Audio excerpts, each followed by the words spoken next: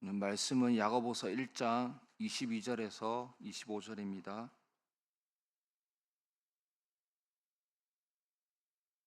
야고보서 1장 22절에서 25절.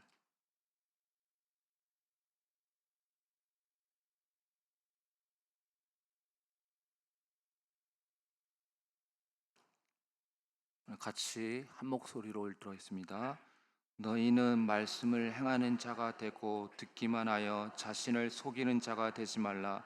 누구든지 말씀을 듣고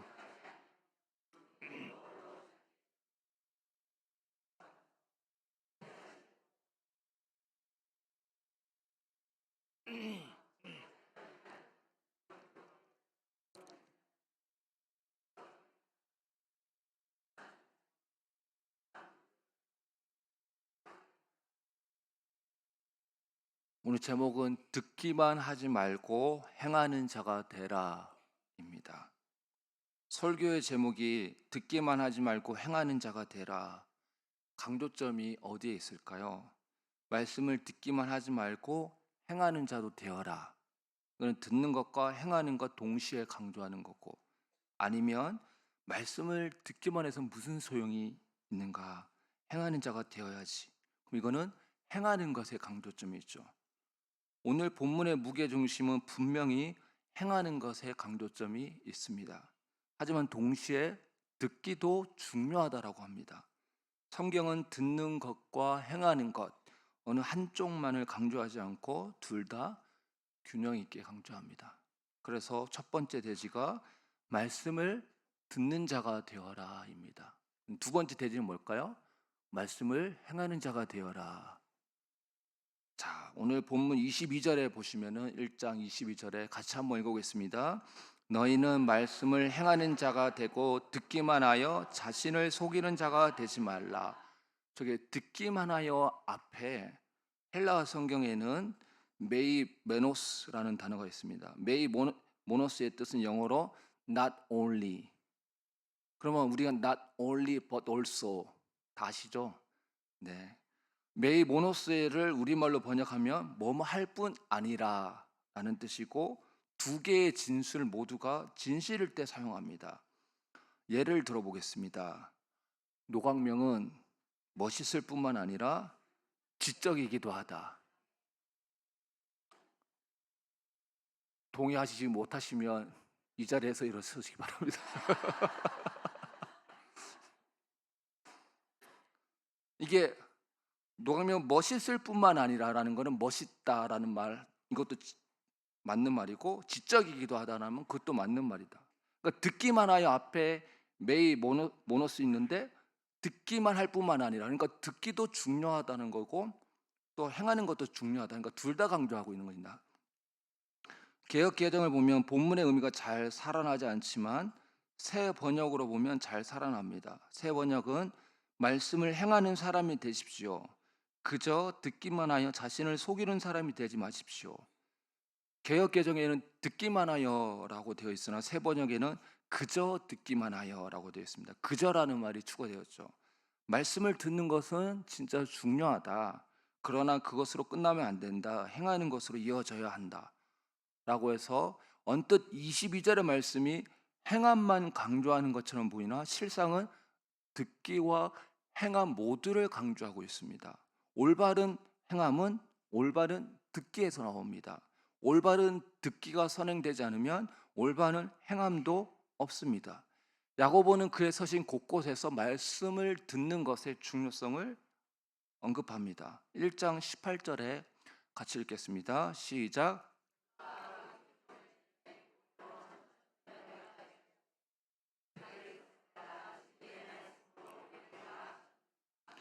진리의 말씀으로 우리를 낳았다. 진리의 말씀을 들어야 구원받을 수 있다. 진리의 말씀을 듣지 않으면 구원이 없다.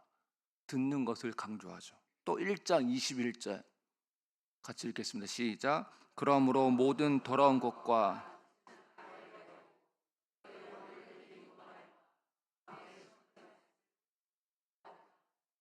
마음에 심어진 말씀을 온유함으로 받으라라는 건 하나님의 말씀을 건성으로 듣지 말고 마음 깊숙이 생기라. 우리 도장을 팔 때 이름을 이렇게 파듯이, 그래서 칼로 나무를 깎아 이름을 새기듯이 말씀을 잘 들어 마음판에 새겨라, 지워지지 않도록. 그러니까 마음에 심어진 말씀을 온유함으로 받으라는 것은 그런 뜻입니다. 야고보, 야고보뿐만이 아니라 예수님도 말씀 듣는 것을 강조하셨습니다. 누가복음 11장 28절 같이 읽겠습니다. 이러시되 오히려 하나님의 말씀을 듣고 지키는 자가 복이 있느니라. 하나님의 말씀을 듣기만 해서도 안 되고 행하기만 해서도 안 되고 듣고 행하고 씻고 맛보고 이렇게 얘기를 하고 있습니다. 말씀을 듣는다는 건 무엇을 의미하는 것입니까? 물론 1차적으로는 매일 성경으로 매일 큐티하고 매일 3장에서 5장씩 통독하고 모든 공예배에 빠지지 않고서 설교를 듣고, 그것도 모자라 유튜브를 통해 내가 좋아하는 목사님의 설교를 듣고, 말씀을 듣는다는 건 이런 행위를 기본적으로 전제합니다. 하지만 말씀을 듣는다는 건 그것보다 더 깊은 차원을 내포합니다. 말씀을 듣는 가운데 성경의 저자가 말하는 생각과 감정을 읽어내야 합니다. 그리하여 성경의 저자와 내가 하나가 되며, 궁극적으로는 성경의 최종적 저자이신 하나님과 내가 하나가 되는 단계까지 이르러야 합니다. 디모데후서 3장 16절에 모든 성경은 하나님의 감동으로 되어졌다는 것이죠. 그러니까 감동이라는 것은 그냥 무미 건조하게 이렇게 전 게 아니라 이렇게 마음이 막 충만해서 그런 마음으로. 성경은 그냥 우리에게 지식만 전달하지 않습니다. 모든 성경은 하나님의 감동으로 되었기에 그 성경에 담긴 하나님의 생각과 마음을 읽어내야 되죠. 군대 가서 남자들이 기대하는 것은 여자친구의 연애 편지인데, 가끔 가다가 사회생활 군대 안 온 남자가 편지를 보내면 이게 뭐야 하면서 읽지도 않고 바로 쓰레기통에 버리는. 근데 내가 기대했던 거는 여자친구의 편지였는데, 근데 그 여자친구의 편지에는 어떤 그 사랑스러운 그 편지에 꿀이 떨어지지 않지만은 그 글씨에는 꿀이 떨어져 있죠. 그 편지를 읽으며 그 여자친구의 생각과 감정을 읽어내야 되는 거죠. 왜냐하면 그것에는 감동으로 지어진 연애 편지이기 때문에, 하나님의 성경도 하나님의 감동으로 지어진 연애 편지이기 때문에 성경을 읽으며 하나님의 생각과 감정을 읽어내야 합니다. 다음 문장을 한번 보여주시면, A는 버려진 섬마다 꽃이 피었다. B는 버려진 섬마다 꽃은 피었다. 이 차이점을 아시겠습니까? 소설가 김훈의 칼의 노래의 첫 문장을 A로 쓸지 B로 쓸지 저걸 몇 달 동안 고민했다고 합니다. 근데 김훈 작가는 뭘로 했냐면 A로 했습니다. 우리가 보기에는 A나 B나 그게 그거 아닌가? 별다른 차이점을 모르겠는데 라고 생각할 수 있습니다. 하지만 자세히 보면 미묘한 차이가 있습니다. A는 자연적 사실을 말하고 있습니다. 버려진 섬에 핀 꽃을 있는 그대로 묘사하고 있습니다. B는 감정적 판단을 말합니다. 버려진 섬에도 꽃은 피었구나 라는 작가의 감정이 들어갑니다. B를 읽으며 이런 감정이 들지 않을까요? 아, 버려진 섬에도, 아무도 돌보지 않는 섬에도 꽃은 피었구나. 버려진 나의 삶에도 아름다운 꽃이 언젠가는 피겠지. 이런 감정이 들 수 있는 것이죠. 그러니까 김훈 소설가는 칼의 노래에서 그런 감정이 들어가지 않은 그냥 객관적 사실을 말하고 싶었던 것이었고, 그래서 A를 선택하였던 것입니다. 일반 소설에서도 작가는 자신이 전달하고자 하는 바를 위해 고민합니다. 그리고 그런 작은 차이에 작가의 생각과 감정이 고스란히 담겨 있습니다. 이런 차이를 한다면 우리는 보다 정확하게 성경을 읽으며 성경의 저자이신 하나님의 생각과 마음을 읽어내야 되지 않겠습니까? 성경을 건성건성 읽으며 하나님의 말씀을 듣는 둥 마는 둥 하는 게 아니라 그 속에 담겨진 하나님의 생각과 감정을 읽어낼 수 있어야 합니다. 그게 말씀을 진정으로 듣는 것이다라고 할 수 있습니다. 그럴 때 우리의 영혼은 살아나고 하나님과의 아름답고 달콤한 사랑의 교제를 누리게 될 것입니다. 김기석 목사님의 고백의 언어들이라는 책에 나오는 내용입니다. 과거 통일부 총리를 지냈고 대한접시자사 총재를 역임한 한 왕상 박사의 이야기입니다. 1980년 5.18 민주화 운동이 일어났을 때 진보적인 지식인이었던 그는 요원들에게 체포되어 남산중앙정보부 조사실로 끌려갔습니다. 서울대 교수였는지는 몰라도 잠을 재우지 않는 고문은 당했으나 물리적 폭력은 당하지 않았다고 합니다. 다른 방에 수감되어 있는 사람 가운데는 이름만 대면 알만한 유명한 목사가 있었는데 그는 종종 끌려나가서 끔찍한 고문을 당하고 돌아오곤 했습니다. 그로서는 그 모습을 지켜보는 게 여간 힘든 일이 아니었습니다. 날이 갈수록 목사의 낯이 점점 어두워지고 어떤 날은 교도관에게 몸을 의지한 채 발을 질질 끌며 돌아오기도 했습니다. 마치 깊은 물속에서 잠겨 들어가는 것 같은 암담한 상황이었습니다. 그때 이 한 왕상 박사에게 신약 성경이 한 권 있었는데 어느 날 문득 그에게 생각이 떠올랐습니다. 성경도 없이 목사가 시련을 어떻게 이겨낼 수 있을까? 그래서 교도관에게 부탁합니다. 이 성경을 저 목사님에게 좀 전달 좀 해주십시오. 그러자 그가 난처해하며 대답했습니다. 위에서 명령이 없기 때문에 내 마음대로 할 수 없습니다. 며칠 후 한 박사가 그 윗사람을 대면한 자리에서 성경을 목사에게 전달하게도 되겠느냐라고 하니 그 사람은 아무 말하지 않고 그냥 침묵하였습니다. 그래서 돌아가서 교도관에게 내가 윗사람에게 얘기했다라고 말합니다. 거짓말은 아니잖아요. 얘기했잖아요. 근데 그 윗사람이 갖다 주라 말하라 말만 안 했을 뿐이죠. 어쨌든 얘기한 거예요. 자기도 거짓말한 건 아니고 있는 그대로. 그제야 교도관은 그렇게 하겠다고 대답했습니다. 그런데 그때 불안한 마음이 엄습합니다. 성경 없이 나도 이 시련을 이겨낼 수 있을까? 고민 끝에 그는 성경의 복음서 부분과 서신서 부분을 찢었습니다. 그중 어느 부분을 넘길지 잠시 고민하다가 아무래도 목사인이 복음서를 보는 게 좋겠다 싶어서 복음서를 넘기고 자기는 서신서를 보았습니다. 한 박사는 그 시절을 회상하듯 잠시 멈추었다가 증언을 이어나갑니다. 성경을 넘긴 다음 날부터 그 방에서 찬송가 소리가 나오고 기도 소리가 들려오고 끌려나갈 때 자세가 당당해지고 며칠 동안 고문을 당하고 오면서도 자기 성에 돌아오는 성주처럼 그 목사의 발걸음이 당당해졌습니다.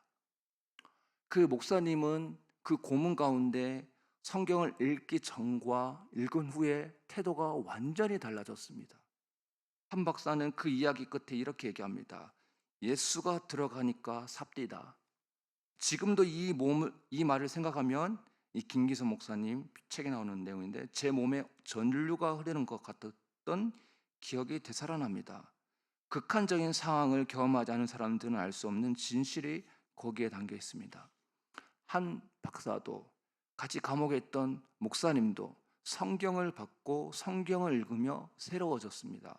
상황은 여전히 어렵고 힘들었지만 성경을 읽으며 그 속에 담긴 하나님의 생각과 마음을 읽으며 다시 한번 용기를 얻었습니다. 다시 한번 환경에 굴하지 않는 마음을 갖게 되었습니다. 우리의 문제가 아무리 커도 하나님의 말씀이 우리를 새롭게 하고 살릴 수 있다라고 믿습니까? 말씀에 목숨 걸고 올인한다면 정말로 하나님 말씀을 진지하게 듣고 순종하고자 한다면 그 말씀이 우리를 살리고 방황하는 나를 살리고 흔들리는 나를 살리고 교회를 살리고 민족을 살린다고 믿습니까? 우리는 성경을 보고 들으며 그 속에 담긴 하나님의 생각과 감정을 읽어낼 수 있어야 합니다. 그게 말씀을 듣는다의 진정한 의미일 것입니다. 두 번째 오늘 대지는 말씀을 행하는 자가 되어라. 말씀을 행하는 자가 되어라. 오늘 1장 22절 같이 한번 읽어보겠습니다. 시작. 너희는 말씀을 행하는 자가 되고 듣기만 하여 자신을 속이는 자가 되지 말라. 22절의 말씀은 듣기만 하지 말고 그렇다고 행하기만 하지 말고 둘 다 균형 있게 잘 해야 된다라고 하고 있습니다. 지금까지는 말씀을 듣는 것의 중요성에 대하여 말했다면 이제는 말씀을 행하는 것의 중요성을 말하려고 합니다. 여기서 보면 말씀은 듣기는 잘하지만 행하지 않는 사람은 어떤 자입니까? 자기를 속이는 자다라고 합니다. 자신을 속이는 자는 말씀을 듣고서 잘 살고 있다라는 착각에 빠진 사람입니다. 하나님 앞에서 잘 살고 있다고 생각을 하니 실상은 생각을 하지만 실상은 그렇지 않은 것이죠. 눈이 어두워 자신의 영적 상태를 모릅니다. 마치 벌거벗은 임금님이 벌거벗었으나 자신의 벌거벗은지를 몰랐던 것처럼 자신을 속이는 자는 하나님의 말씀을 듣고서 잘 행하고 있다고 스스로 착각합니다.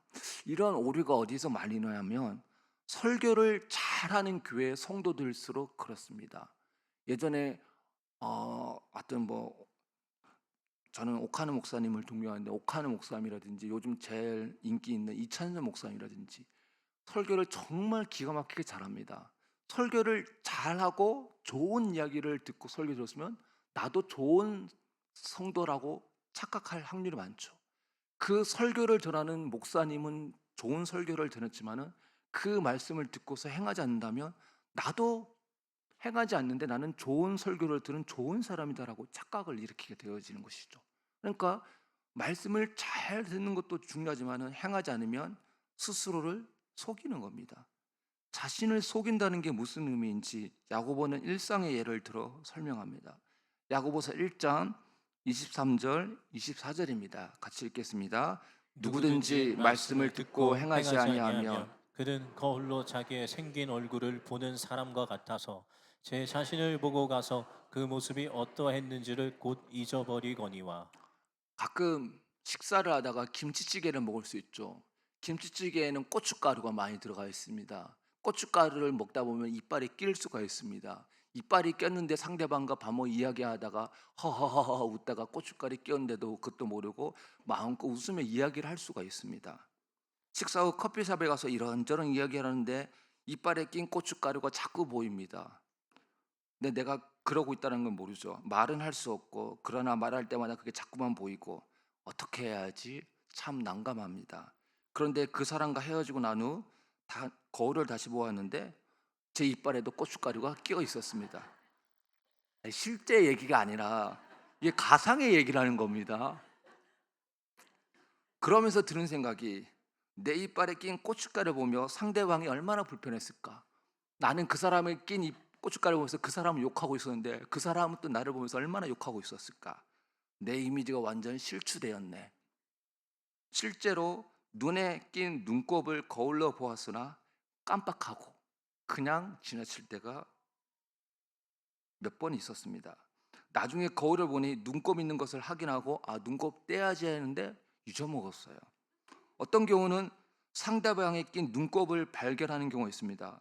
가서 떼주고 싶지만 실례가 될까봐 말도 못하고 가만히 있습니다. 그러나 말할 때마다 크게 보이는 것이죠. 저도 실제적으로 거울 보고 눈곱이 있네 이렇게 띄고 이렇게 해야 되는데 그냥 잊어버리고 눈곱 있구나 빨리 가자 이러면서 이렇게 할 때죠. 그러니까 거울을 보고 내 문제점을 발견합니다. 발견하면 뭐합니까? 제거해서 문제점을 제거해야 되죠. 야고보는 거울을 통해 자기의 생긴 얼굴을 보고 그에 맞는 행동을 취해야 되는데 그렇지 않고 잊어버리는 사람이 있다고 합니다. 그런 사람은 말씀이라는 거울을 통해 자신의 내면을 보지만은 그에 걸맞는 행동을 취하지 않는 사람과 같다고 합니다. 그런 사람은 자신을 속이는 자이다. 자기에게 거짓말하는 사람이다라고 야고보는 말하고 있습니다. 예전에 교회에서 큰 사업체를 운영하시는 장로님이 계셨습니다. 그분은 담임 목사님을 초대하여 매주 회사에서 예배를 드렸습니다. 장로님은 부하 직원들을 괴롭히고 싶은 의도가 없었습니다. 다만 순수한 마음으로 직장에서 직장 동료들과 함께 예배를 드리고 싶었을 뿐입니다. 사장님의 눈치가 보이니 교회 다니지 않아도 억지로 참여하는 사람이 생겼습니다. 사업장에서 예배를 드리겠다고 하는 그 순수한 마음이 잘못된 겁니까? 아니죠. 어느 곳에서나 예배자의 삶을 사는 것이니 오히려 칭찬할 만합니다. 하지만 중요한 것은 예배를 얼마나 자주 드리느냐가 아니라 성경적 가치관이 흘러가도록 물꼬를 트는 일이죠. 일하는 직원들을 귀하게 여기는 것이 진짜 예배입니다. 상도의 핵심 또한 사람을 귀하게 여기는 것이죠. 자기는 그런 순수한 마음일지 몰라도 교회 다니지 않는 사람들은 그것이 매주 드는 게 괴롭고 힘든 일이었습니다. 오히려 전도에 방해가 되는 것이죠. 주님은 세상에서 빛과 소금이 되라고 하셨습니다. 문맥에서 빛과 소금은 착한 행실이죠. 빛과 소금이 되는 삶을 살지 않는다면 사업장에서 원치 않는 직원들과 예배를 드리는 것이 무슨 의미가 있습니까? 장로님은 예배를 드리며 말씀을 듣지만 이웃사랑을 실천하지 못하는데 그게 과연 무슨 의미가 있겠습니까? 야고보의 표현에 의하면 자신을 속이는 자가 아닌가라는 생각을 듭니다. 물론 그분의 의도는 순수했습니다. 그러나 어쨌든 결과적으로 그런 결과가 나타났다는 것입니다. 달라스 윌라드의 하나님의 모략이라는 책에 나오는 내용입니다. 하버드 대학을 자퇴한 여학생의 이야기예요. 여학생은 가난했기에 학교에서 청소 일을 하며 용돈을 벌었습니다. 잘 사는 남자가 있었는데 그 친구는 종종 놀리곤 했고 때로는 성희롱마저 했습니다. 여학생은 그 남학생과 윤리는 어떻게 무엇이 선하고 어떤 게 선한 삶인지 배우는 윤리학을 두 번이나 들었는데 그 친구는 매번 A 플러스를 받았습니다. 자퇴하기 전 교수와 가진 면담에서 그 여학생은 교수님께 이렇게 물었습니다. 선한 사람이 되려고 노력하지 않는다면 선을 아는 것이 무슨 의미가 있나요? 그러니까 윤리학은 윤리가 뭔지 선한 삶에 대해서 뭔가를 그게 무엇인지를 배우고 그것을 두 번이나 들었는데 둘 다 A 플러스를 받았어요. 근데 그 정작 선한 삶을 사는 사람이 되려고 노력하지 않는데 선을 아는 것이 무슨 의미가 있습니까? 그 여학생은 자퇴하면서 교수님께 그런 질문을 했던 것이죠. 하버드 남학생의 삶을 잠시 추측해 본다면 졸업 후 좋은 직장을 얻었을 테이고 평생 경제적 여유 가운데 삶을 즐기며 살았을 것입니다. 어쩌면 주일에 교회를 나갔을지도 모릅니다. 때가 되면 장로 같은 직분이나 사회적 명성도 얻었을 것입니다. 죽었을 때는 신문에 부고 기사가 실렸을 수도 있습니다. 여러분은 그런 인생이 부러우십니까? 타인의 아픔을 대하는 태도를 보면 그 사람의 성품과 진실함을 알 수 있습니다. 하버드를 자퇴한 여학생의 고민을 교회에 적용해 본다면 기본적으로 예수님의 제자가 될 생각이 없는데 교회에 출석하고 설교를 듣고 성경을 공부하는 것이 무슨 의미가 있습니까? 많은 신앙인들은 성경 지식이 부족해서가 아니라 용기가 부족해서 실패합니다. 지금 우리에게 있어 신앙의 핵심은 일상을 어떻게 사느냐입니다. 한국 교회가 가난해진 이유는 성경과 현실을 제대로 연결시키지 못했기 때문입니다. 야고보서 1장 25절 같이 한번 읽어보겠습니다. 시작. 자유하게 하는 온전한 율법을 들여다보고 있는 자는 듣고 잊어버리는 자가 아니요 실천하는 자니 이 사람은 그 행하는 일에 복을 받으리라. 다시 한번 야고보는 말씀을 듣고서 잊어버리지 말고 실천하는 자가 되라. 그 사람이 어떤 사람입니까? 하나님께 복을 받은 사람이다. 그리고 그런 말씀을 듣고 행하는 사람이 우리를 자유롭게 한다. 자유롭게 하는 온전한 율법. 율법의 말씀, 하나님의 말씀을 듣고 지키는 것이 우리를 진짜 자유하게 한다라는 것이죠. 율법의 말씀을 듣고 행하는 삶은 우리를 올가매고 죽이는 삶이 아닙니다.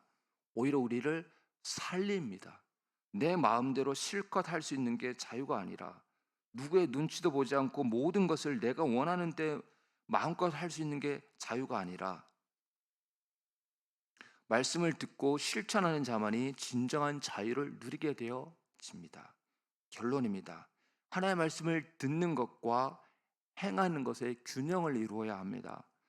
듣는 것에 치중하는 사람은 머리만 커지고 가슴이 냉랭하고 배운 말씀으로 다른 사람을 판단하고 정죄하기에 바쁩니다.